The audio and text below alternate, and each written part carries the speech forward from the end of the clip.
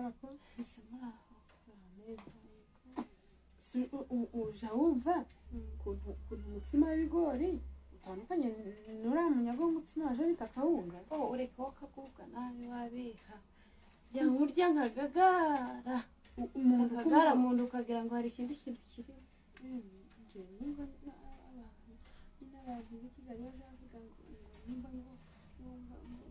baje bavuga nyine mu gisirimu kumva numva utajya wakoresha umutsima w'ibigori wasomeye uretse iby'iki gihe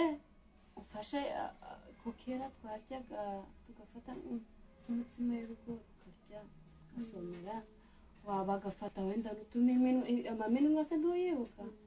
kera rushinga kera ugafata utuminwa ugashyiramo utuzi ukarisha ubugari ugasubira kwishyura uhaze